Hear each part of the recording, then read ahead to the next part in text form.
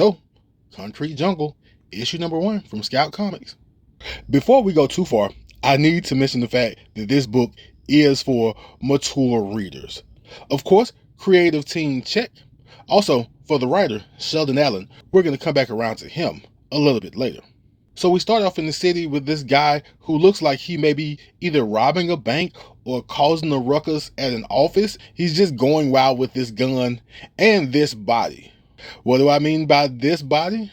I think the person doing the robbing is actually inside someone else's body. Also, if you take a quick glance to the right, you'll notice that an alien is one of the police officers trying to stop him. So this isn't just your normal Earth tale.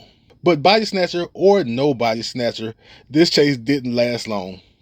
Later on, we catch up with these two officers, Annie and a Ricky, who I don't think actually gets a name. I don't remember. But Annie is basically showing this Ricky the ropes and giving him all the rules that may or may not help him survive in this city.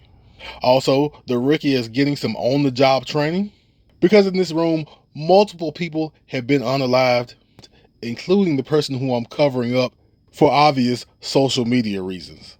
Turns out this apartment is a place in town where local professional women of the night do their business, and one of those women of the night is a victim in all this. Now, meet Officer Jones. She has some ideas of what went on here. Turns out that it is a mental terrorist attack with someone who can basically give a person an aneurysm and unalive them pretty easily.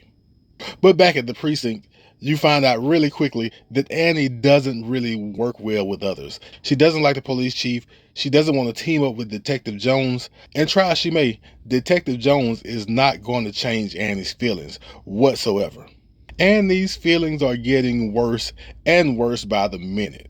Until Annie basically tells Detective Jones, the morgue is around the corner. You can find your way, get out of my car, make those feet work. And by the end, I have to admit to being messy, because this last page is what really made me pick up the book, take it out of the store, and give it a read. And that was Concrete Jungle, issue number 1. I will say there are some dialogue choices that I didn't point out in the book that were kind of questionable, and if I were the writer, I would probably stay away from, but I'm not the writer.